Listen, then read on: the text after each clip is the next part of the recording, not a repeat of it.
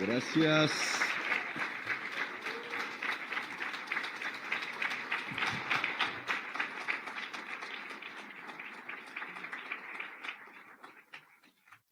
Gracias a todos ustedes por este esfuerzo. Venir aquí a esta hora ya de la noche, en estas circunstancias que estamos viviendo, pues en todo el mundo. No es fácil llenar un auditorio de este tamaño en la capital de España. Les agradezco mucho su presencia. No sé si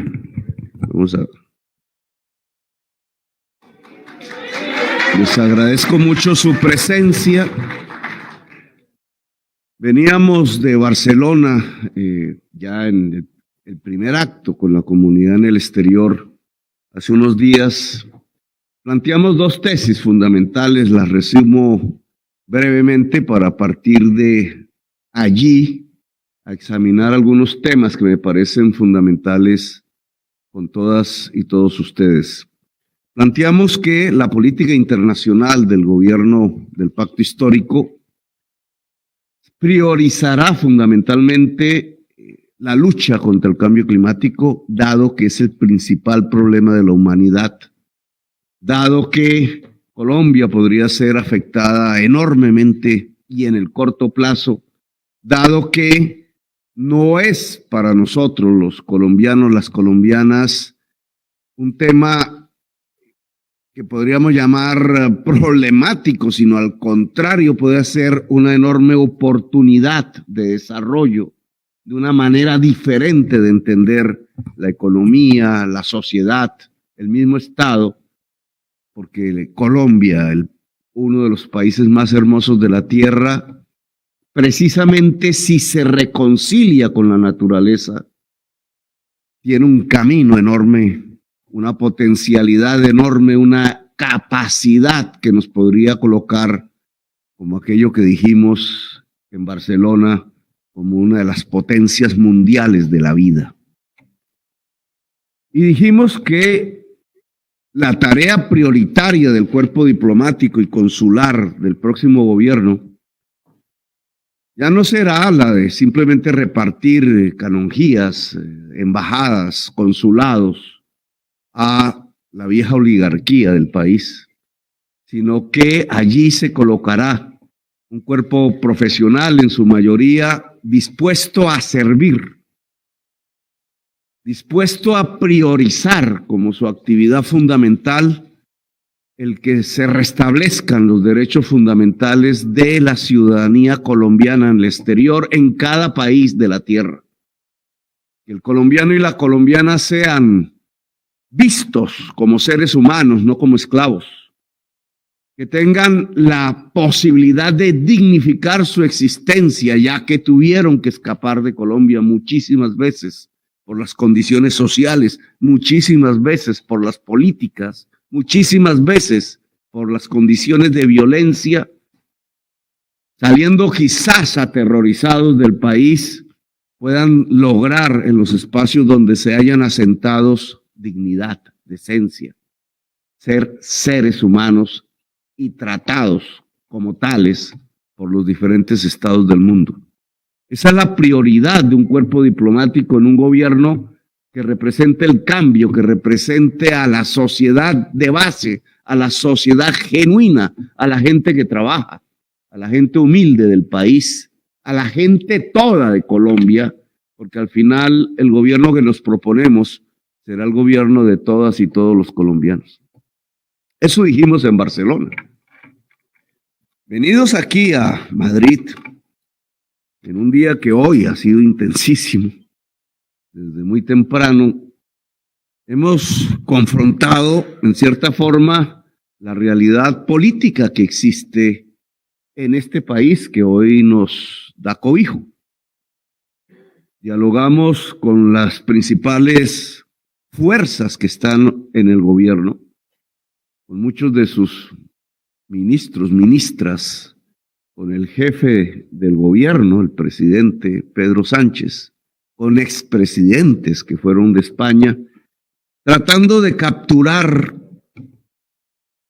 lo principal que pudiéramos obtener como una especie de enseñanza para aplicar en lo que será el primer gobierno democrático de Colombia. Y me parece que es conveniente describirlo brevemente por el horario en que ya estamos a ustedes, entregarles este informe, el informe del pregobierno de Colombia en su visita a los diferentes estamentos institucionales y políticos progresistas del gobierno de España. Lo primero que hicimos fue visitar a Yolanda Díaz, ministra del Trabajo, vicepresidenta.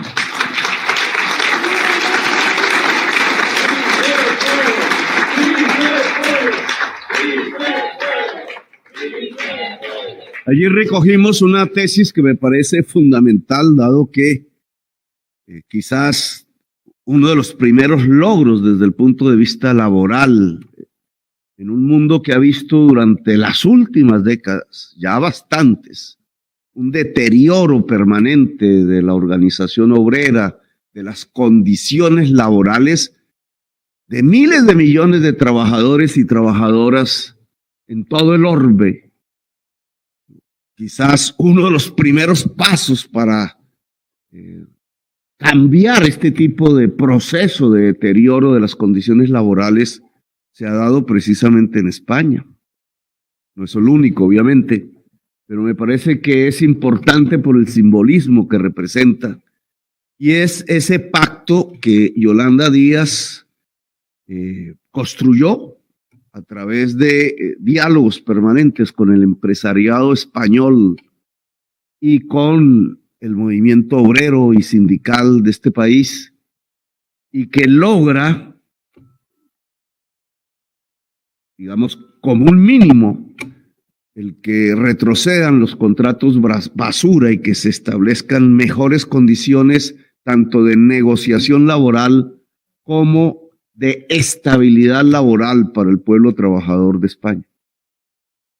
Sé que es imperfecto, sé que habrá críticas, sé que se quisieran más cosas, pero para nosotros es importante porque en Colombia tenemos millones de trabajadores y trabajadoras absolutamente condenados casi a una esclavitud laboral, a contratos que duran a veces semanas, bajo los cuales, sobre todo en el caso de las mujeres, se cometen indignidades delictuosas, acoso sexual, que ha deteriorado completamente la estabilidad, incluso psicológica, de hombres y mujeres que trabajan en el país, que los ha condenado a una inestabilidad que termina rompiendo familias, territorios, que termina rompiendo la vida misma.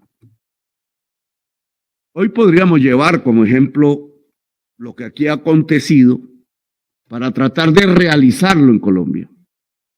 Invitar al empresariado colombiano y al movimiento obrero colombiano y sobre todo a esa existencia de millones de trabajadoras y trabajadores que ni siquiera tienen un principio de organización. Organizar trabajadores en Colombia es casi una declaratoria de muerte. Muchos aquí lo saben.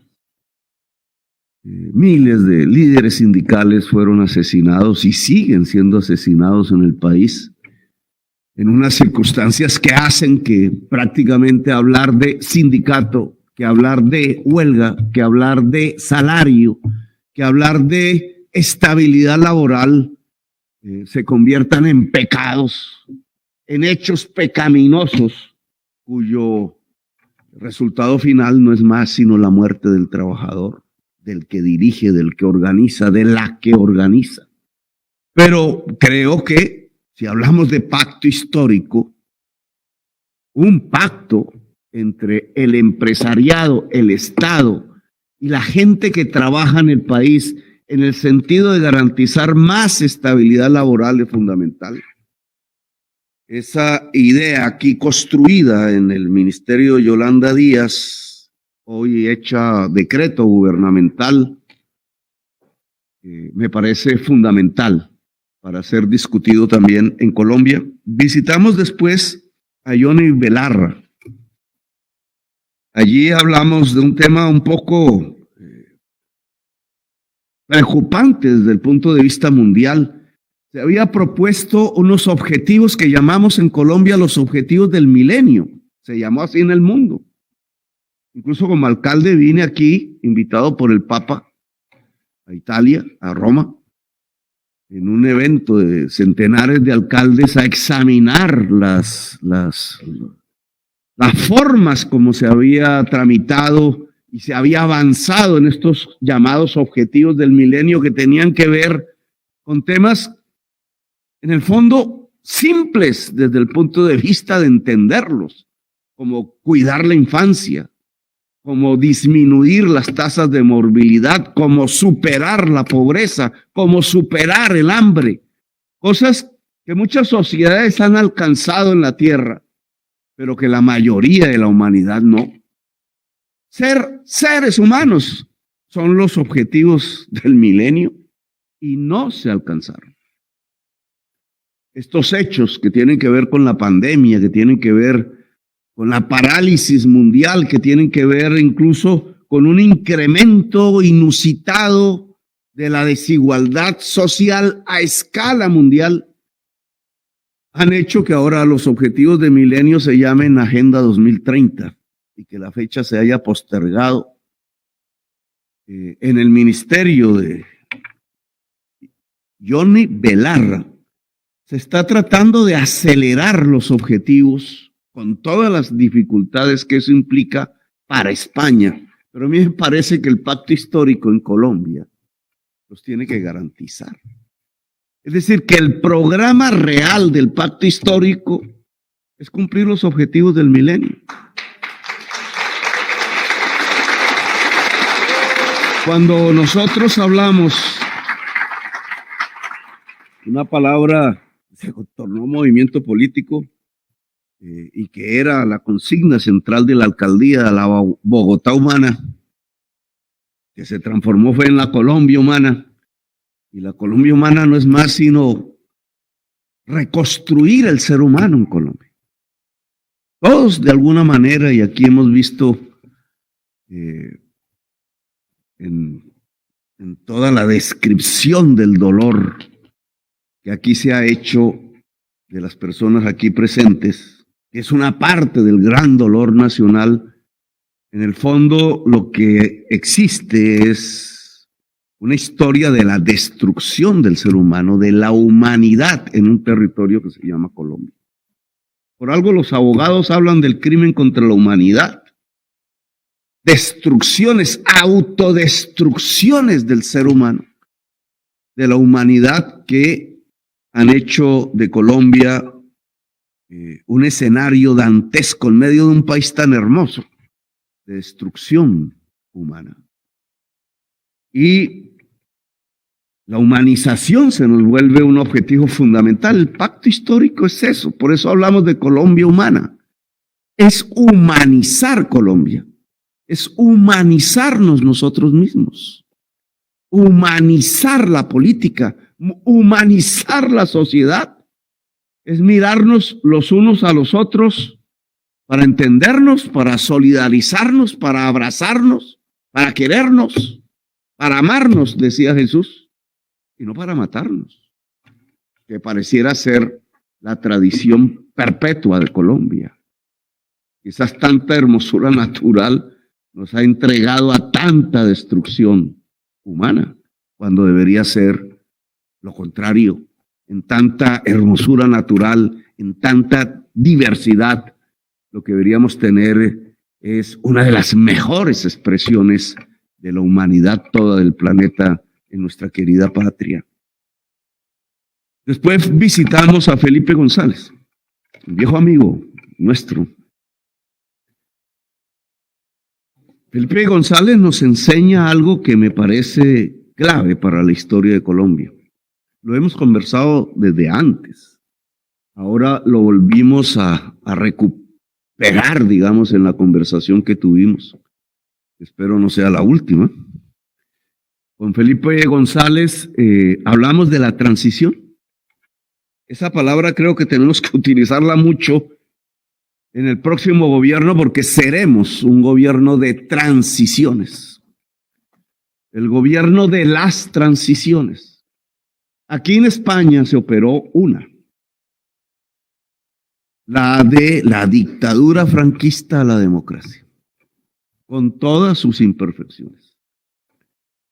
Un camino pacífico de transición de una terrible dictadura asesina, del fascismo, porque así es como hay que llamarlo, del fascismo, hacia una democracia moderna europea, con los problemas de la democracia europea, quizás la partidocracia, etcétera. Pero lo lograron pacíficamente. Lograron algo ahí que me parece esencial, y es que aquí existía una fuerza pública franquista, es decir, fascista, heredera de una victoria militar contra los republicanos, en una especie de contravía de la historia, que al final pues se reprodujo en la Segunda Guerra Mundial y dejó en toda Europa 50 millones de muertos hasta que el fascismo fue derrotado, menos en España. Y la transición que aquí nos enseñaron es que esa misma fuerza pública pudo modernizarse. Yo usaría la palabra democratizarse. Es decir, ponerse bajo el control civil, ponerse bajo el control del derecho de la humanidad. También con sus imperfecciones, indudablemente, hubo un golpe de Estado después de la muerte de Franco. Pero ¿no es importante ese mensaje para lo que tendría que hacer el próximo gobierno del Pacto Histórico en Colombia? Si lo que tenemos que hacer es precisamente una transición de, para decirlo con suavidad, un autoritarismo, pero para decirlo con claridad, de un fascismo a la colombiana, que es heredero del que estaba aquí, hacia una democracia. Esta no al estilo europeo, una democracia viva, multicolor, latina, latinoamericana, afro, indígena, en la diversidad misma de lo que significa nuestra sociedad. Pues creo que precisamente recoger la lección de cómo una fuerza pública que ha sido llevada al deterioro de derechos humanos, a una guerra permanente, vivir sobre las armas para cualquiera de los contendores, siempre degrada. Tocayo Gustavo, que lo vivimos, siempre degrada. Por eso la paz en sí misma es una humanización, porque la guerra en sí misma, por definición, es una deshumanización. ¿Cómo lograr que esa fuerza pública que lleva décadas en el conflicto violento de Colombia, en unas condiciones incluso de degradación como las que mostraron los miles de jóvenes asesinados sistemáticamente por funcionarios públicos armados, no hace menos de una década, o lo que acaba de acontecer en este gobierno con las movilizaciones juveniles, que muestra esa degradación de una fuerza pública cuya culpabilidad no reside en el general, ni en el coronel, ni muchísimo menos en el soldado o el policía, sino que reside en quien se sienta en una mesa en el Palacio de Nariño a diseñar unas estrategias que llevan a la fuerza pública al asesinato y no al respeto del derecho de la humanidad. ¿Cómo llevar esa fuerza pública al control civil, a la profesionalización, al control que ejerce los derechos humanos como parte esencial de una democracia, Aquí hay una lección que aprender. Y después hablamos, y lo voy a decir aquí en la Casa del Pueblo, con empresarios. Me sorprendió la reunión. Porque vienen diciendo allá, Uribe hoy estaba histérico en el Twitter. A medida que iba avanzando esta agenda,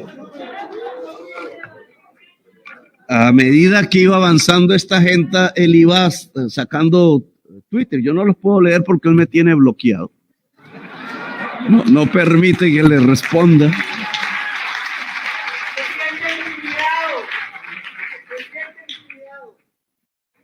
Pero me mostraban, iba subiendo de tono,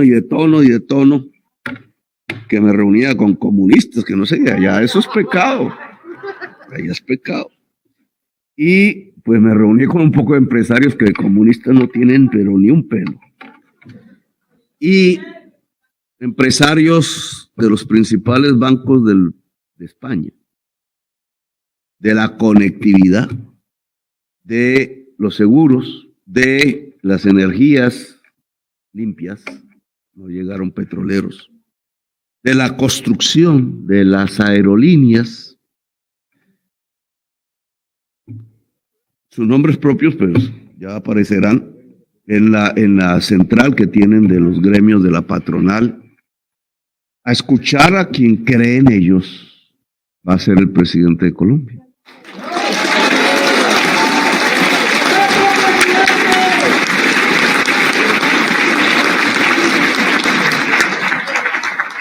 No hablamos de negociados, no hablamos de, bueno, ¿y ese presidente cómo puede recibir por ahí una tajada de algún negocio de venta de servicios públicos de parte del Estado, cosas por el estilo?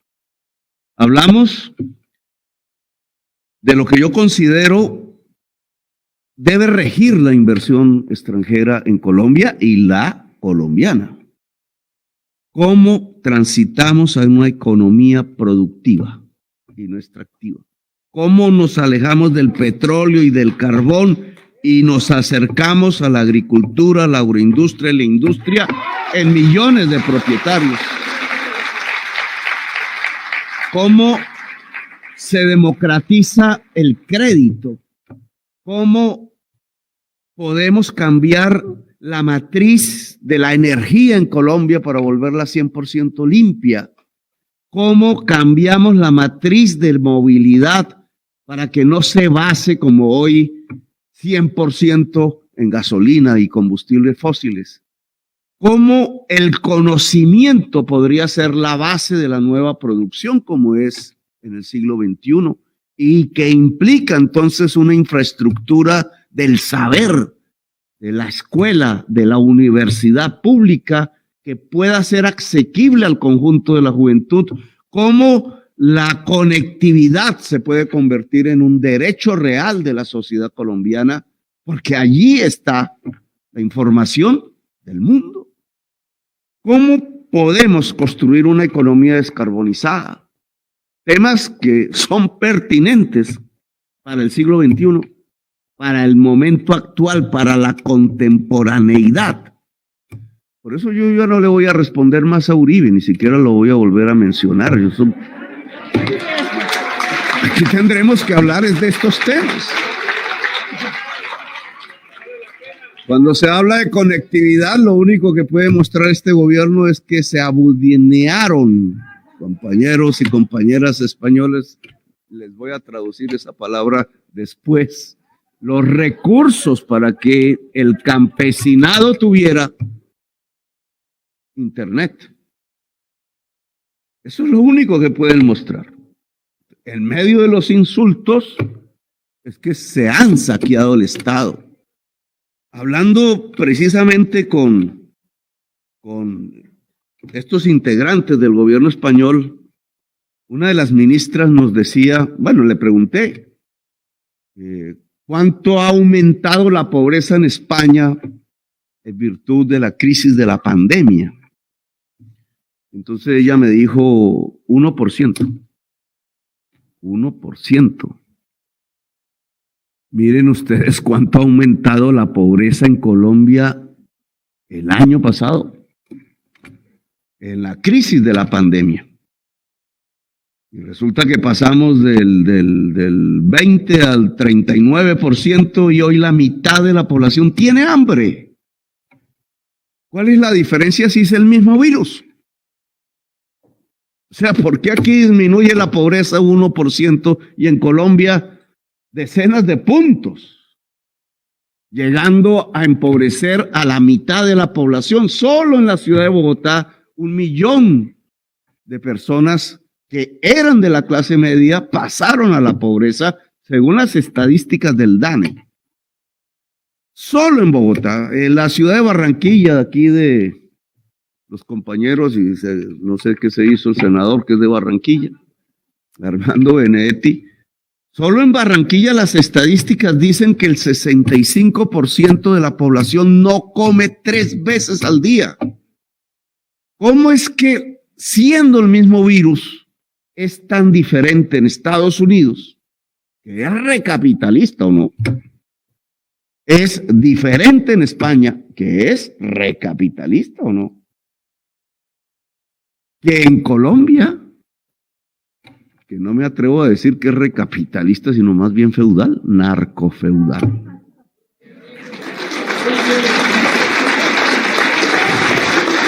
Pues la diferencia no está en el virus, como la prensa, digamos, ha mostrado a la sociedad colombiana, a la prensa colombiana. No, la diferencia está en la política gubernamental. Las políticas gubernamentales implementadas aquí o en Estados Unidos, incluso con Trump, fueron para proteger del hambre a las familias que se tenían que confinar. Fueron para proteger el empleo. Aquí hablan de los ERTES. Subsidio con dineros oficiales de las nóminas de la mayor parte de las empresas. En Colombia hicieron lo mismo, 60%, pero para las 1,000 más grandes empresas, que es donde no está el empleo. Dejaron 600,000 pequeñas, micro y medianas empresas quebrar, y allí fueron a la calle millones de trabajadores, la mayoría mujeres, la mayoría jóvenes, y allí es que se produjo el hambre, que todavía subsiste. Esa es la diferencia no fue del virus del COVID, la diferencia fue del virus de la política económica colombiana, que si lo ponemos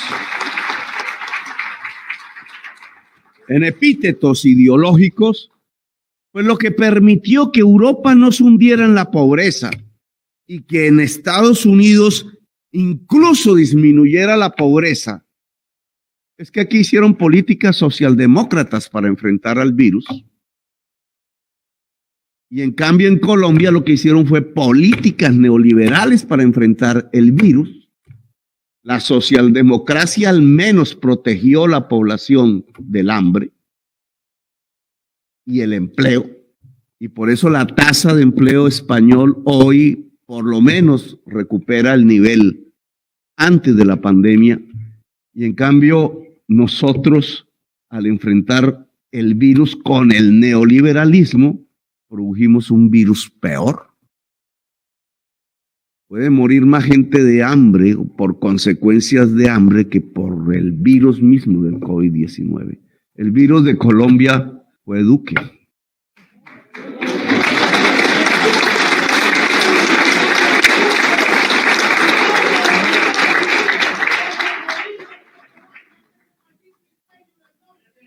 Y finalmente nos encontramos con el presidente del gobierno español, Pedro Sánchez, en la sede del Partido Socialista Obrero Español. Con él hablamos porque obviamente podría ser una primera reunión de una segunda en donde ya se encuentren es jefe de gobierno, jefe de Estado.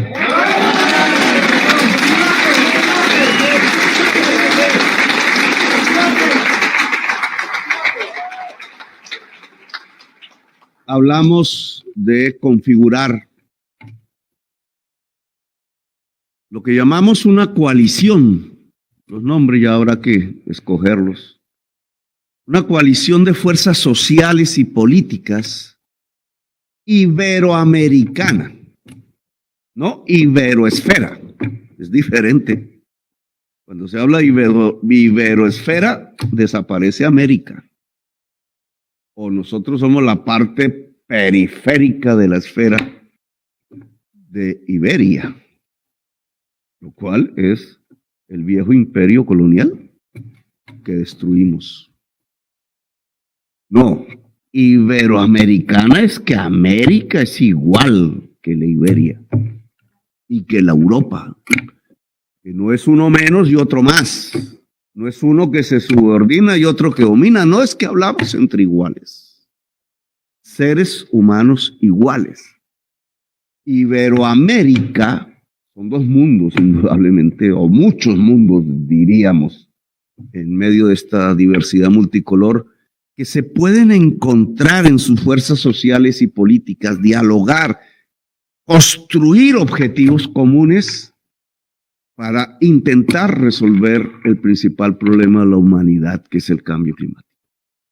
No queremos una biosfera del odio, no queremos la internacional de los fascismos, la internacional de quienes ven a la gente con colores diferentes en su piel como seres inferiores, a quienes creen que hay un centro de poder y todo lo demás debe girar, como antaño se creía, alrededor de la tierra o del hombre, con H mayúscula, ¿no? Lo que creemos es que se puede construir esa diversidad política y social que sea capaz de articular planes concretos para salvar la especie humana en el planeta, y en eso América tiene mucho que decir y España tiene mucho que decir y nos podemos encontrar. No es la internacional del fascismo, no es la iberoesfera, es una gran coalición multicolor que no se construye alrededor del odio, de la ideología, sino alrededor de la vida. Y eso le propusimos al presidente del gobierno español, Pedro Sánchez.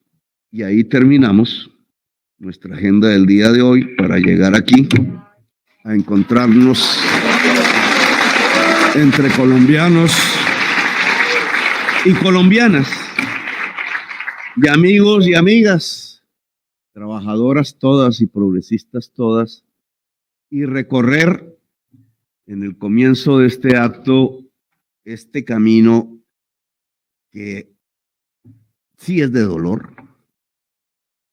Es difícil en las campañas electorales hablar del dolor. Los técnicos de las campañas, del marketing, etcétera, dirían, no hable de eso, Petro.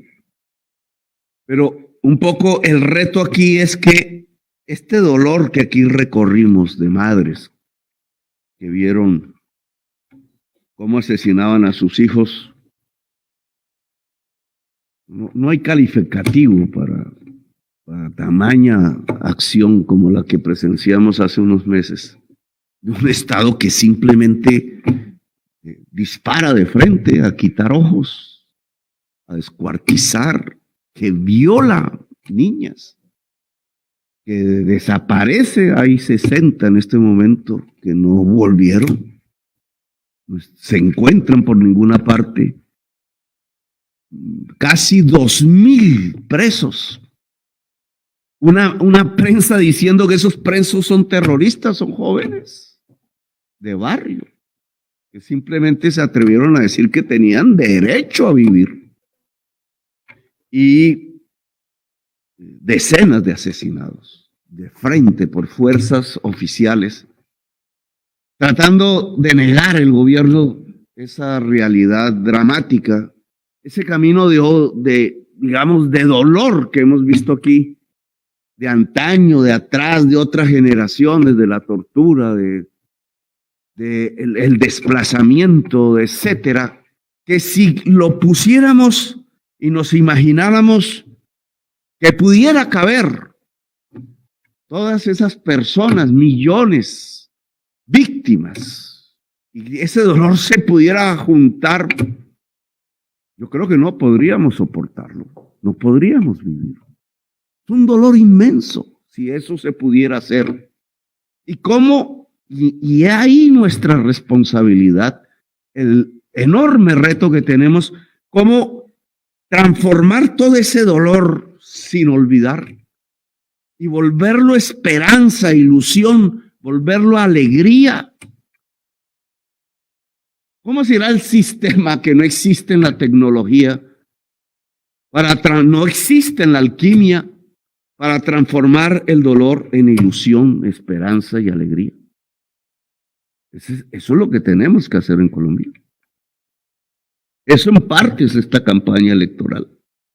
Eso en parte es la idiosincrasia y la manera de ser del colombiano y la colombiana.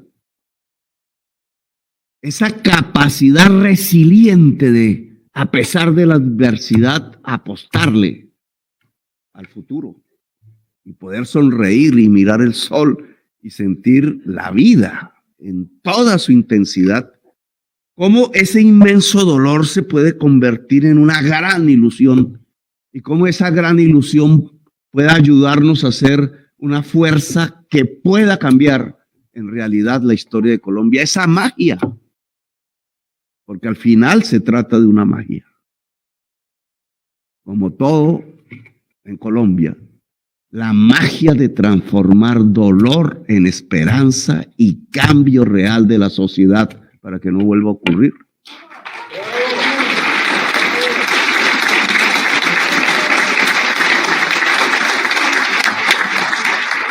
De eso se trata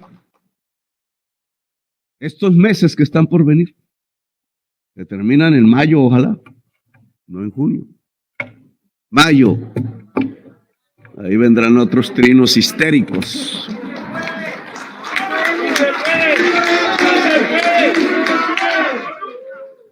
Para hacer, porque al final del dolor a la esperanza y al cambio es transiciones. Me puse a hacer una lista de transiciones, sería larguísima, pero hay 5 fundamentales, que son las que nos proponemos en concreto y por las cuales nos medirán más adelante en la historia, porque al final es la historia la que va a juzgar todo lo que hagamos o dejemos de hacer, todas nuestras fallas o nuestras virtudes. 5 transiciones. Transitar de una economía extractivista, fundada en la muerte, petróleo y carbón, hacia una economía productiva. 1. Fundada en la vida. 2. Transitar de una economía fósil hacia una economía descarbonizada. Es decir, fundada en la vida. 3. Transitar de un régimen autoritario, fascista, hacia una democracia. 4. Transitar de la violencia hacia la paz, que al final resume las otras transiciones. Transitar de la injusticia hacia la justicia. Cuando hablamos de justicia, hablamos de igualdad, hablamos de equidad, hablamos de abrir las oportunidades. Hablamos del saber, del conocimiento, hablamos de la mujer y del niño, todo en plural. Porque si no, ¿cómo se construye la igualdad? Leía en un libro de feminismo que me regaló mi hija ahora, el 24, el regalo de Nochebuena, hecho aquí en España, que no lo conocía, fíjese, uno va aprendiendo cosas. Los revolucionarios franceses le quitaron la cabeza a las revolucionarias francesas.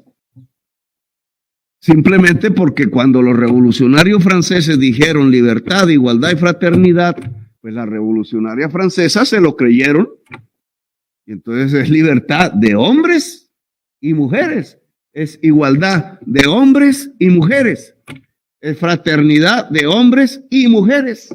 Y cuando dijeron eso, entonces los hombres revolucionarios le quitaron la cabeza a las mujeres revolucionarias que habían dicho esto.